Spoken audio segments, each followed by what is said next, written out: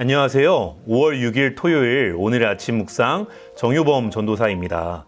책 중에 세이노의 가르침이라는 책이 있습니다. 이 책은 천억대의 자산가가 자신의 살아온 지혜를 나누는 이야기를 담고 있습니다. 온라인에서는 무료로 볼 수 있더라고요. 이 책에서 한 이야기가 나오는데 굉장히 흥미로웠습니다.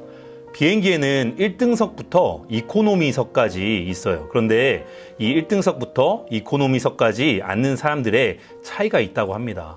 이코노미석의 사람들은 스포츠나 연예 관련 뉴스들을 승무원들에게 요구한다고 합니다.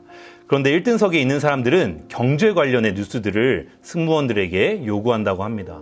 이렇게 서로의 관심 분야가 다른 것이죠. 저는 이것을 보면서 뜨끔하더라고요. 스포츠 관련 기사들이 사실 재밌거든요.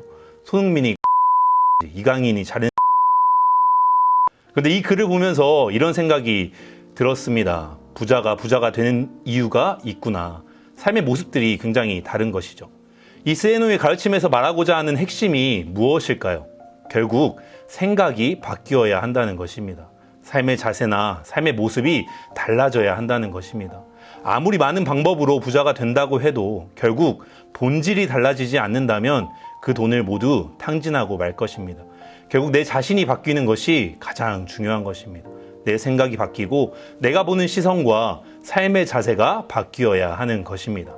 그런데 이것은 우리의 신앙의 자세도 마찬가지인 것 같습니다. 신앙생활 열심히 하는 것 너무 중요합니다. 그런데 아무리 이것저것 열심히 한다고 해도 하나님을 향한 내 신앙의 태도와 자세가 바뀌지 않는다면 그것은 아무 소용도 없는 것입니다. 그때 잠깐의 열심일 뿐인 것입니다. 저는 오늘 하루, 오늘의 아침 묵상으로 시작하는 우리 모든 꿈의 교회 성도님들이 하나님 앞에서 올바른 신앙의 자세와 태도를 가지는 성도님들이 되시기를 바랍니다. 신앙의 방법을 배우는 것이 아니라 신앙의 본질을 배우고 신앙의 본질이 바뀌고 신앙의 본질이 다른 사람들과 다른 성도님들이 되시기를 바랍니다. 오늘 본문에서는 자신의 반복과 깨를 의지한 인물이 나옵니다. 다윗의 아들이었던 압살롬입니다. 이 압살롬은 우리가 잘 알듯이 자신의 누이를 범했던 암논을 죽입니다. 그리고 아버지인 다윗을 보지 못합니다. 예루살렘에 있지만 다윗 왕을 아련할 수는 없었던 것입니다. 그리고 다윗 왕의 측근인 요압에게서도 아무런 답을 얻을 수가 없었습니다. 그래서 압살롬은 자신이 원하는 목적을 이루기 위해서 한 가지 꾀를 냅니다. 요압의 밭에 불을 지른 것입니다. 그리고 자신이 원하는 목적을 이루게 됩니다. 요압이 자신에게 온 것입니다. 그리고 결국 자신이 원하는 바를 이루어내는 것이 오늘 본문에 기록되어 있습니다. 다윗 왕에게 나아가서 왕을 아련할 수 있는 기회를 얻게 된 것입니다. 성경에서 이 압살롬의 모습을 보면 늘 이런 꾀를 내고 자신이 원하는 것을 얻기 위한 방법을 찾는 것을 볼 수가 있습니다. 그 후에도 압살롬의 꾀는 계속됩니다. 압살롬은 왕이 되고자 하는 자신의 목적을 이루기 위해서 또 꾀를 냅니다. 다윗 왕을 흠잡고 자기 자신을 사람들에게 의롭게 보이게 합니다. 그리고 결국 자신의 방법으로 왕이 됩니다. 그리고 또 다윗 왕을 잡기 위해 계략에 의지합니다. 하지만 그 계략은 결국 자기 자신에게 돌아오고 맙니다. 압살롬의 이 마지막은 처참했습니다. 자신의 자랑인 굵은 머리가 상수리 나무에 걸려서 죽게 됩니다. 압살롬의 모습을 보면 제 꾀에 제가 넘어간다는 속담이 떠오릅니다. 자신이 원하는 목적을 이루기 위해서 수단과 방법을 가리지 않다가 결국 제 꾀에 제가 넘어간 것입니다. 압살롬은 왕이 되고자 했습니다. 그리고 그 왕이 되기 위해서 물불 가리지 않았습니다. 자신의 혈육들도 죽이고 아버지를 배반할 만큼 가차없는 인물이었습니다. 이 압살롬의 모습을 보면 그의 아버지인 다윗과 참 대조적이라는 생각이 듭니다. 저번 주 주일 예배 때 대표 목사님께서 말씀하셨던 것처럼 다윗은 왕이 되는 것이 목적이 아니었습니다. 자신의 왕위를 굳건하게 하는 것이 목적이 아니었습니다. 하나님의 나라와 하나님의 왕국을 건설하는 것이 목적이었습니다. 그래서 다윗은 자신의 왕위에 필요한 병거들은 모두 불태워 버립니다. 말들의 힘줄을 모두 끊습니다. 그리고 금과 은과 놋을 모읍니다. 성전 건축에 필요한 것들이었습니다. 이를 통해서 다윗의 목적이 무엇인지 알 수 있습니다. 다윗은 자신의 왕위를 굳건하게 하는 것이 목적이 아니었습니다. 다윗의 목적은 하나님의 성전을 짓고 하나님을 영화롭게 하는 것이 목적이었습니다.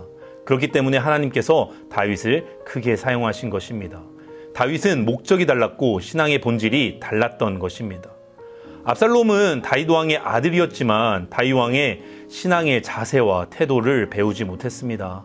압살롬은 하나님의 나라에는 전혀 관심이 없었습니다. 자신의 왕위를 세우는 것에만 몰두했습니다. 그리고 자신의 방법으로 그 왕위를 세우려고 노력했습니다. 자기의 꾀에 넘어갔고 그 결과는 처참했던 것입니다. 저는 이 다윗과 압살롬의 대조적인 모습을 보면서 지금 내게 주어진 것들이 중요한 것이 아니라 이 주어진 것들을 어떻게 누구를 위해서 사용하느냐가 중요하다는 생각이 들었습니다. 다윗 왕과 압살롬은 신앙의 본질이 달랐습니다. 다윗 왕은 하나님을 위하여 살아갔지만 압살롬은 자신을 위하여 살았습니다. 우리는 어떤가요? 하나님을 향한 우리의 신앙의 본질이 압살롬이 아닌 다윗 왕과 같기를 바랍니다. 나 자신을 위해서 사는 것이 아닌 하나님의 나라를 위해서 살아가는 우리 모두가 되기를 바랍니다.